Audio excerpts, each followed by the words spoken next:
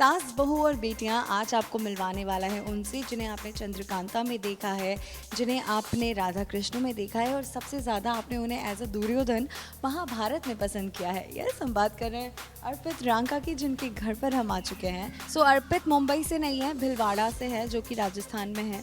सो भिलवाड़ा से मुंबई का सफ़र क्या कहेंगे? ऐसे कई सारे दर्शक भी होंगे जिन्हें भिलवाड़ा पता भी नहीं होगा, आई गेस।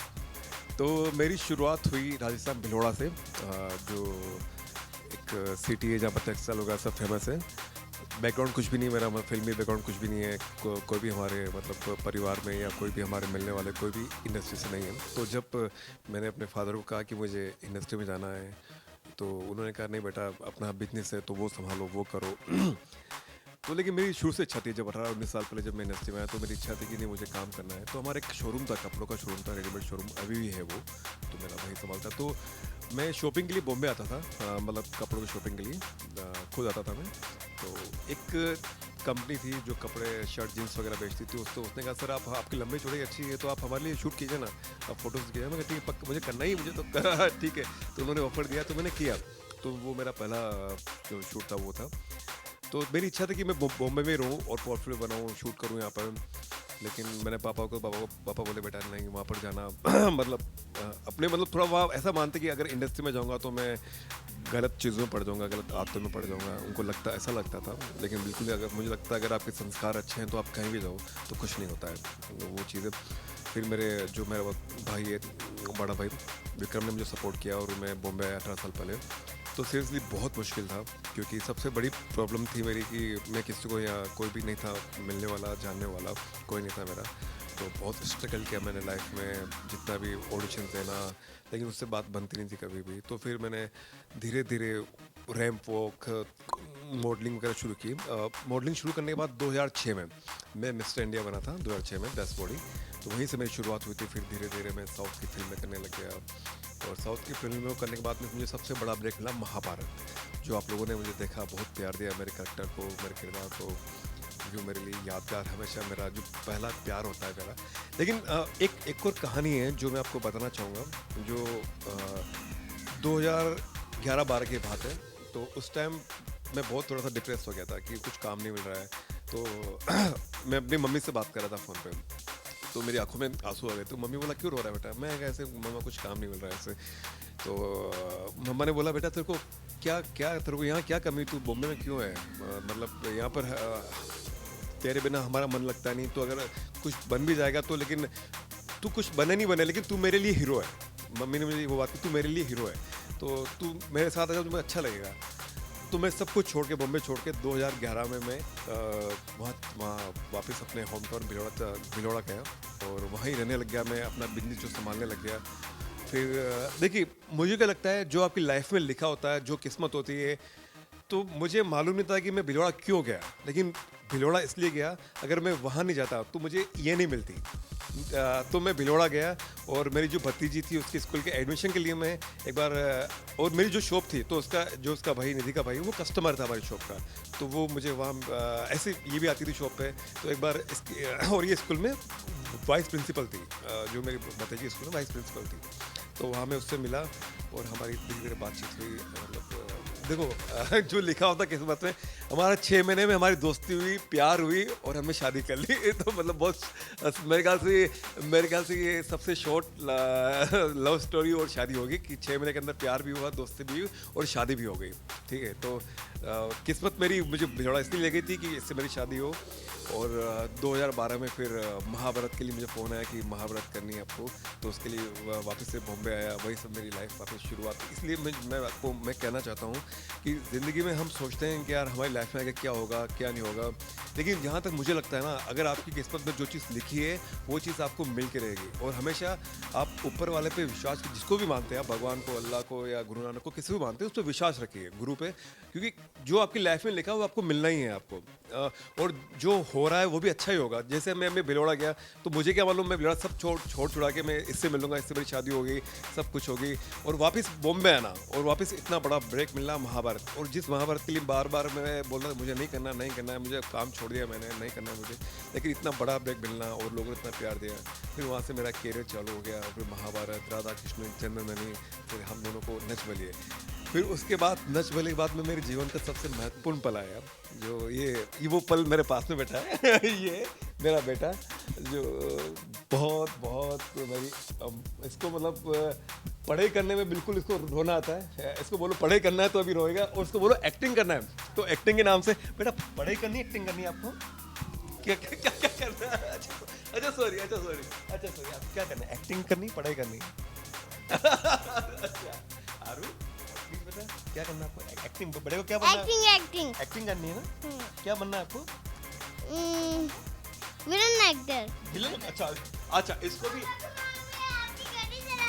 अच्छा इसको भी ना पापा के से बड़ा विलन बनना है। और तो फाइनली ये मेरी छोटी सी स्टोरी है, जो आप लोगों को काफ़ी जो मुझे जानते हैं उनको मालूम होगी, लेकिन काफ़ी लोग जो जी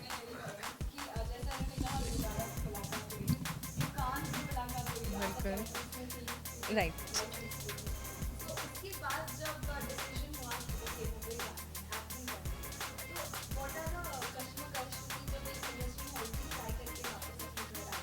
राइट राइट राइट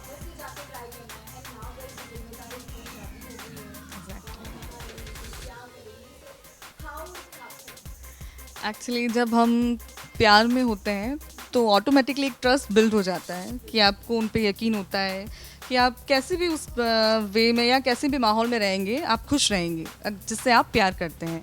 तो फर्स्ट तो मेरे दिमाग में सिर्फ वही चीज़ थी और मुझे बहुत ट्रस्ट था इन पे, बिकॉज वो ऑटोमेटिक बिल्ड हो जाता है जब आप किसी से बात करते हैं, आपको अटैचमेंट होता है किसी से। तो काफ़ी शॉर्ट टाइम में हम मिले, पर इन्होंने मिलके सारी चीज़ें मुझे क्लियर करी कि मेरा ये है बैकग्राउंड, मैं ये कर चुका हूँ काम, किस प्रोजेक्ट पे और बात चल रही है, बट अब मेरा क्या इंटरेस्ट है, जो भी चीज़ें थी मुझे बहुत क्लियर थी सारी चीज़ें।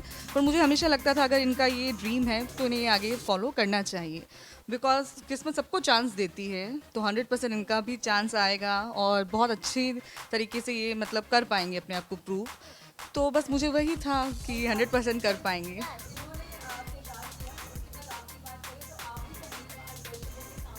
राइट बिल्कुल, जब ऑफ़र मिला था इन्हें नच बली के लिए तो मैं बहुत नर्वस थी, बिकॉज कभी कैमरा फेस नहीं किया था और ये सब चीज़ें हमारी नॉर्मल लाइफ से बहुत दूर होती है। मतलब कभी सोचा भी नहीं था कि बॉम्बे जाके ठीक है ये सब देख भी लेते हैं अगर नॉर्मल पब्लिक, तो भी बहुत बड़ी बात होती है। अगर आप उसका पार्ट हो जाते हैं तो इट्स बिग ड्रीम किसी के लिए भी। तो बहुत नया और बहुत अलग सा माहौल था, बट ये साथ थे तो ऑटोमेटिकली कॉन्फिडेंस आया, सब चीज़ें नॉर्मली बहुत स्मूथली होती गई और बहुत अच्छा वो हमारा सफ़र था नच बले का। तब हम लोगों ने बहुत टाइम भी स्पेंड किया एक दूसरे के साथ और बहुत अच्छे से वो शो हुआ, तो बहुत अच्छा था वो।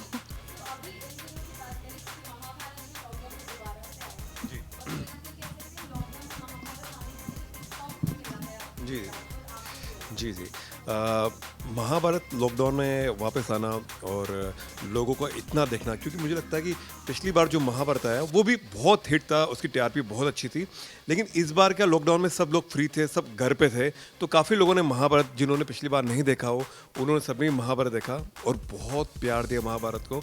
और उसके बाद मुझे लगता है महाभारत के बाद अभी लॉकडाउन के बाद काफ़ी मेरे पास ऑफर्स वापस अच्छे से आने लग गए। मतलब काफ़ी जितने भी शो आते हैं नेगेटिव करने, क्योंकि मुझे मिलता है किरदार वही मिलता है खलनायक का, क्योंकि मेरी जो पर्सनल काफ़ी लोग मुझसे पूछते हैं कि आपको मतलब आप नेगेटिव किरदार क्यों करते हैं, तो मुझे लगता है कि ये मेरा खुद का डिसीजन नहीं होता है, ये प्रोडक्शन हाउस होता है, मतलब जो भी कास्टिंग वाले होते हैं उनको लगता है कि अर्पित इस किरदार में अच्छा लगेगा, तो मुझे लगता है कि मुझे नेगेटिव किरदार करना मुझे अच्छा लगता है। अभी जो मेरा नया शो आ रहा है ब्रह्म राक्षस, जिसमें आपने मेरी एंट्री देखी होगी, तो वो सबसे डिफरेंट है। डिफरेंट इसलिए क्योंकि मैंने जो भी शो किया अभी महाभारत, राधा कृष्ण, चंद्रनंदिनी, उसमें सब मेरा look mytho look, historical look है, तो ऑडियंस जानना चाहते हैं कि अर्पित रियल अर्पित कैसा दिखता है, वो रियल अर्पित कैसी एक्टिंग करता है, जो अभी का है, मतलब प्रेजेंट में कैसा दिखता है अर्पित।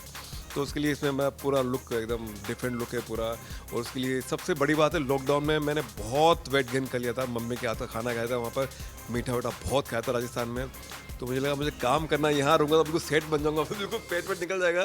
फिर मैंने लास्ट के 3 महीने मैंने जो डाइट कंट्रोल किया, पूरा ट्रांसफॉर्मेशन किया, एकदम अपने आप को पूरा लीन कर लिया, और मेरा वो वीडियो भी है। तो वो डाइट जो मैंने बताई आपको, वो डाइट खा के मैंने बिल्कुल अभी मीठा वीठा सब बंद कर दिया था। तो जब तक आप फिट रहेंगे तब तक हिट रहेंगे आप, ये बात तो है ही, क्योंकि इंडस्ट्री में अगर आपको काम करना है तो फिट रहना ही पड़ेगा। और मैं एक चीज़ और सबसे बोलना चाहूँगा कि कभी भी कोई चीज़ शॉर्ट कुछ नहीं होता। काफ़ी लोग अपनी बॉडी बनाने के लिए जो स्टेरॉइड वगैरह यूज़ करते हैं वो बहुत गलत है, वो अंदर से बहुत नुकसान करते हैं, बहुत चीज़ें करती है। और काफ़ी लोगों को ये भी लगता है कि वेज से बॉडी नहीं बनती है। काफ़ी लोग मुझसे बोलते हैं कि हम नॉनवेज खाते हैं, मैं मानता हूँ नॉनवेज काफ़ी लोग खाते हैं और चलो ठीक है, उनका कल्चर होता है। लेकिन जो लोग वेज खाते हैं और वो इसलिए नॉनवेज खाते हैं कि बॉडी बनाने के लिए, तो मुझे लगता है वो कहीं ना कहीं गलत है। क्योंकि वेज में भी कितने ऑप्शन होते हैं कि आप उससे बॉडी बना सकते हैं। तो आप खाली बॉडी बनाने के लिए नॉनवेज खाएं, वो मुझे लगता है अगर आपका कल्चर है तो आप खाते, जो खाते हैं उसमें प्रॉब्लम नहीं है। लेकिन आप अगर वो छोड़ कर खाते हो तो मुझे लगता है वो गलत है। और वेज में मैं प्योर वेज हूँ और मैं बिल्कुल अपना डाइट काफ़ी चीज़ें खाता हूँ। मैं आपको धीरे धीरे सब बताऊँगा मैं।